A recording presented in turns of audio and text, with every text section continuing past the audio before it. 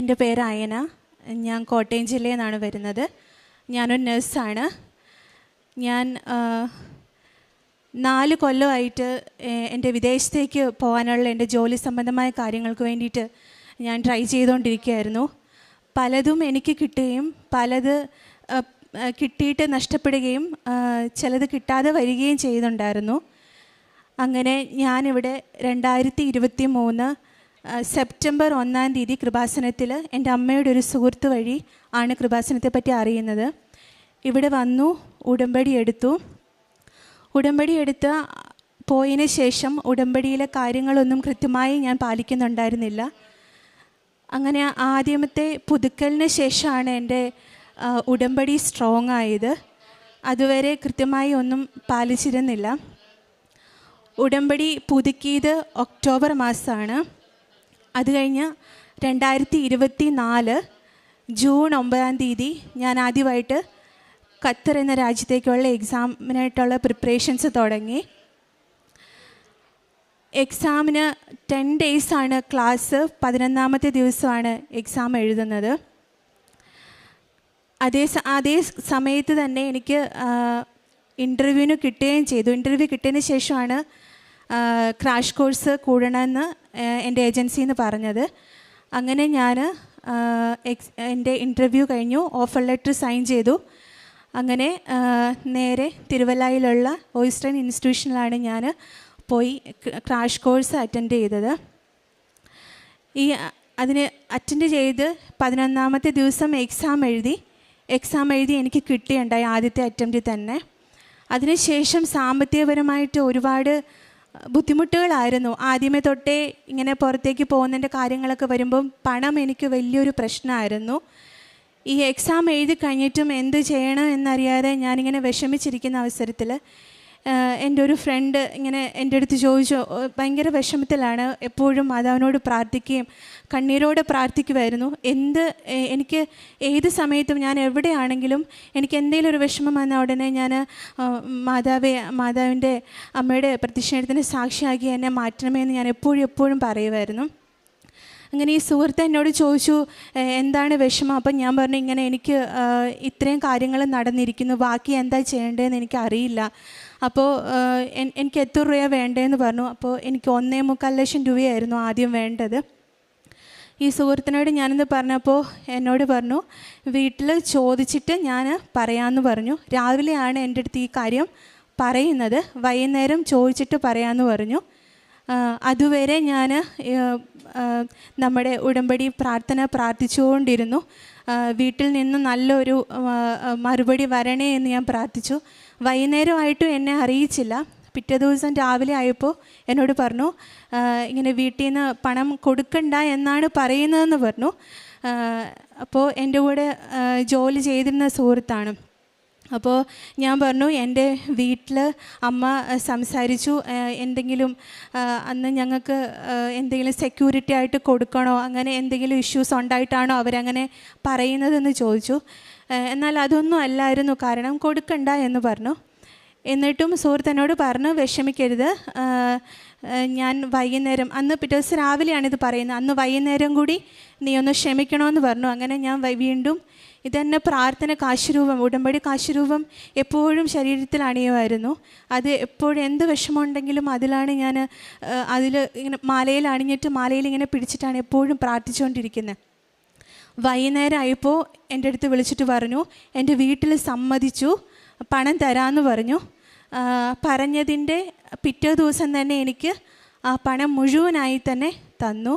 അതിനുശേഷം ഞാൻ എൻ്റെ പ്രോസസ്സിങ് സ്റ്റാർട്ട് ചെയ്തിട്ട് ഒരു പേപ്പറിൻ്റെ ഇഷ്യൂവിൽ എനിക്ക് ആ ഖത്തർ എന്ന രാജ്യത്തോട്ട് പോകാനുള്ളത് റിജക്റ്റ് ആയിപ്പോയി.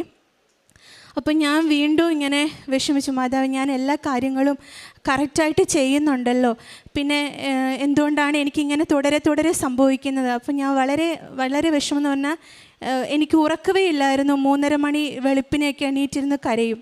അപ്പോൾ അച്ഛൻ്റെ ധ്യാനം കേൾക്കുമായിരുന്നു. അപ്പോൾ അച്ഛൻ ധ്യാനത്തിൽ പറയുണ്ടായി, നമുക്ക് ഉടമ്പടിയിൽ ഇരിക്കുമ്പോൾ എന്തെങ്കിലും ഒന്ന് കിട്ടിയില്ലാതെ നമുക്ക് നഷ്ടപ്പെട്ടുവെങ്കിൽ മാതാവിന് നമ്മളെപ്പറ്റി മറ്റെന്തെങ്കിലും ഒരു പദ്ധതി ഉണ്ടാവും, അല്ലെങ്കിൽ അതിനേക്കാളും നല്ലതൊന്നും മാതാവ് നമുക്ക് വേണ്ടി വെച്ചിട്ടുണ്ടാവുമെന്ന് പറഞ്ഞു.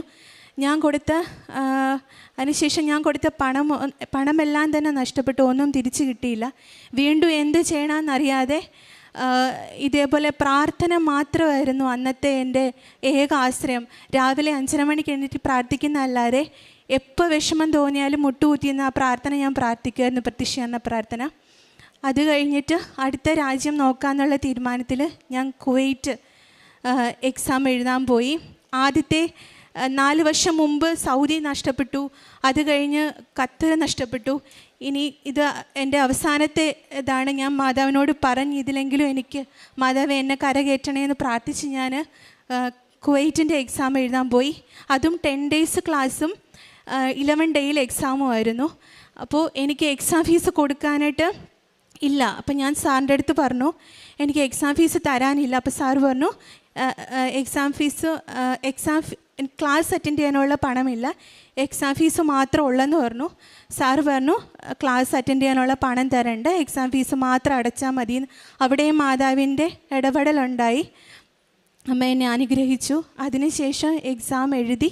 എക്സാമിന് പോകുമ്പോഴും ഞാൻ എക്സാം എഴുതാൻ ഇത് പറഞ്ഞതിന് ശേഷം ഞാനിവിടെ അച്ഛനെ വന്ന് കണ്ടു.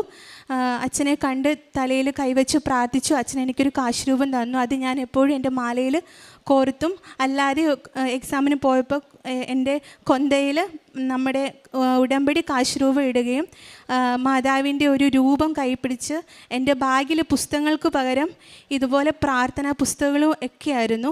എക്സാമിന് പുറത്തിരിക്കുമ്പോൾ എല്ലാവരും പഠിക്കുമ്പോഴും ഞാൻ അച്ഛൻ്റെ ധ്യാനം കേട്ടുകൊണ്ടിരിക്കുകയായിരുന്നു, എൻ്റെ ഇയർഫോണിൽ ധ്യാനം കേട്ടുകൊണ്ടിരിക്കുകയായിരുന്നു.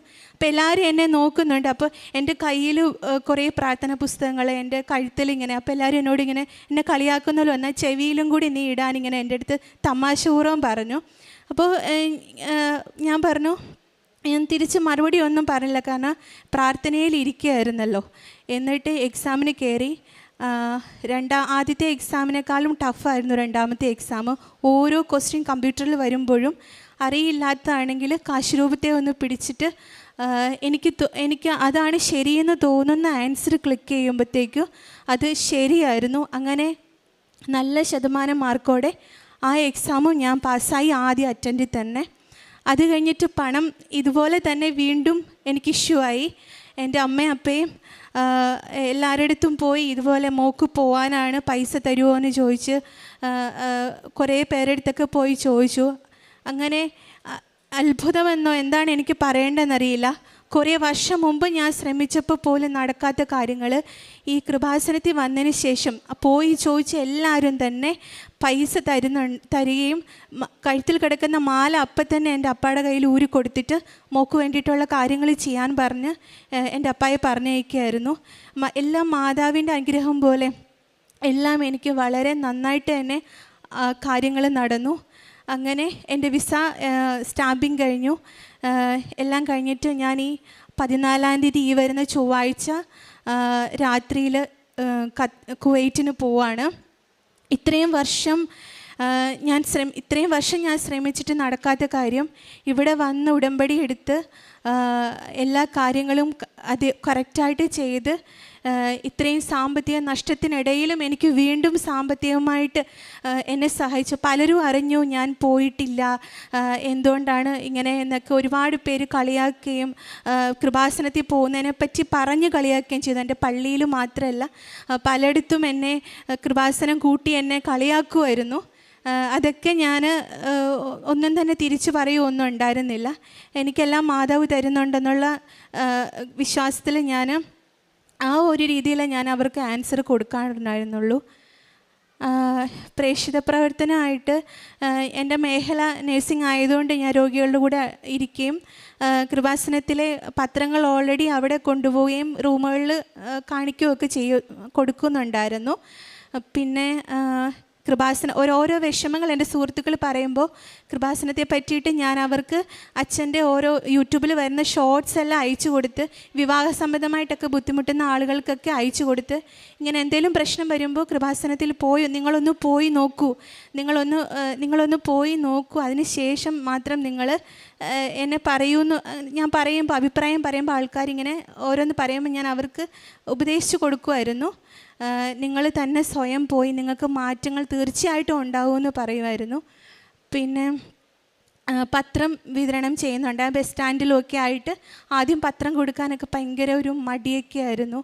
അതിനുശേഷം ആദ്യത്തെ പുതുക്കലിന് ശേഷമാണ് ഞാൻ പത്രങ്ങളെല്ലാം കൊടുത്ത് തീർത്തത്.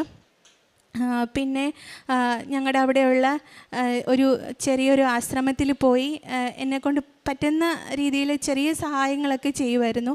അതുപോലെ എനിക്ക് സാമ്പത്തിക ബുദ്ധിമുട്ടുണ്ടെങ്കിലും എന്നോട് എൻ്റെ സുഹൃത്തുക്കൾ അല്ലെങ്കിൽ ഇതുപോലെ ചെറിയ ചാരിറ്റിയൊക്കെ നമുക്കിങ്ങനെ യൂട്യൂബിലൊക്കെ വരുമ്പോഴും ഇൻസ്റ്റഗ്രാമിലൊക്കെ വരുമ്പോഴും ഇങ്ങനെ ചെറിയ ചെറിയ സഹായങ്ങൾ ചെയ്യുമോയെന്ന് ചോദിച്ച് ഓരോന്ന് വരുമ്പോഴൊക്കെ ഞാൻ അവരുടെ അക്കൗണ്ട് നമ്പറും കാര്യങ്ങളൊക്കെ എഴുതി ഞാൻ എന്നിൽ കഴിയുന്നത് ഞാൻ ചെയ്തു കൊടുക്കുമായിരുന്നു. ഇതൊക്കെയാണ് ഞാൻ ചെയ്ത കാരുണ്യ പ്രവർത്തനങ്ങൾ.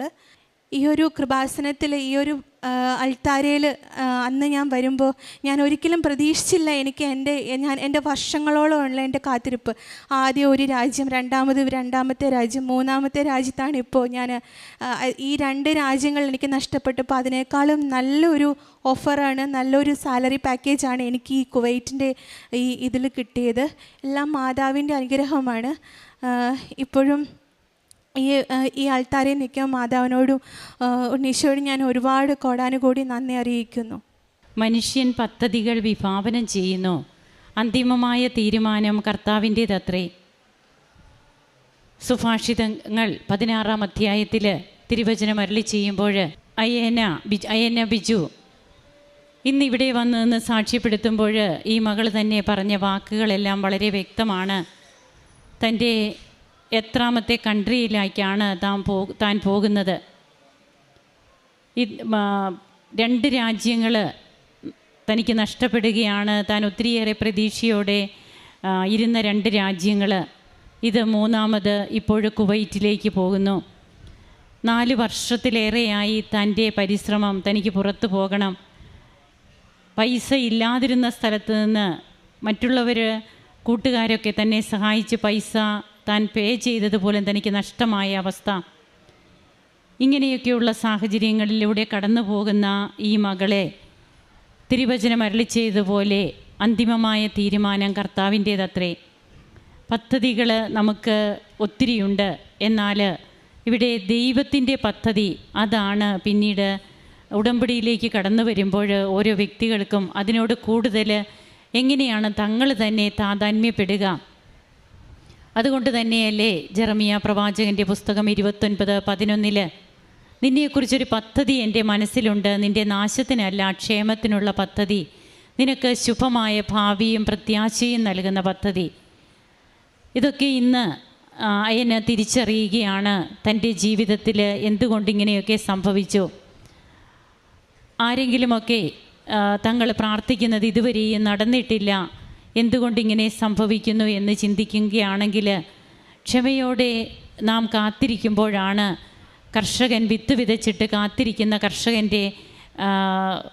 കർഷകനെ നമുക്ക് തിരുവചനത്തിലൂടെ ഈശോ കാണിച്ചു തരുന്നുണ്ട്. ഇവിടെയൊക്കെ നമ്മുടെ പദ്ധതികളെല്ലാം ദൈവത്തിൻ്റെ തീരുമാനങ്ങൾക്ക് മാത്രം നാം പ്രാധാന്യം കൊടുക്കുന്ന വ്യക്തികളായിട്ട് നാം മാറുമ്പോൾ അതും ഉടമ്പടിയിലൂടെ വരുന്ന മാറ്റം, തൻ്റെ ആദ്യത്തെ ഉടമ്പടി ഉഴപ്പിയതും അതൊന്നും അത്രയേറെ താൻ സീരിയസ് ആയിട്ട് എടുത്തില്ല.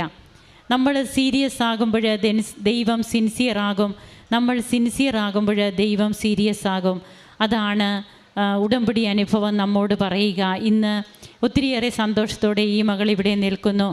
അങ്ങനെ തൻ്റെ ജീവിതത്തിൽ തനിക്ക് കിട്ടിയ കൃപകൾക്ക്, അതും ഉടമ്പടി എടുത്ത് താൻ ജീവിക്കാൻ തുടങ്ങിയപ്പോൾ മുതൽ, നന്നായിട്ട് ജീവിക്കാൻ തുടങ്ങിയപ്പോൾ മുതൽ വീണ്ടും പ്രതിസന്ധികൾ ഒന്നിനു പുറകെ ഒന്നായിട്ടുണ്ടാകുന്നുണ്ട്. എന്നാൽ അവിടെയൊക്കെ താൻ മുട്ടുകുത്തി നിന്ന് പ്രാർത്ഥിക്കുമായിരുന്നു. തനിക്ക് വേറെ ഒന്നും ചെയ്യാൻ പറ്റില്ല.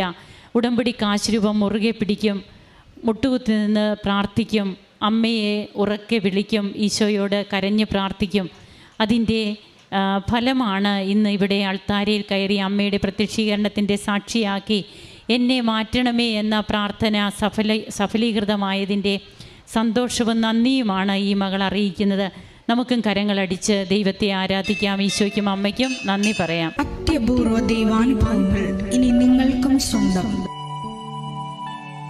ഈ യൂട്യൂബ് ചാനൽ ഇതുവരെ സബ്സ്ക്രൈബ് ചെയ്തിട്ടില്ലെങ്കിൽ ഇപ്പോൾ തന്നെ സബ്സ്ക്രൈബ് ചെയ്യുക. ഈ വീഡിയോ ഇപ്പോൾ തന്നെ നിങ്ങളുടെ സുഹൃത്തുക്കൾക്ക് ഷെയർ ചെയ്തുകൊണ്ട് കർത്താവിൻ്റെ പ്രേക്ഷിതരാകുക.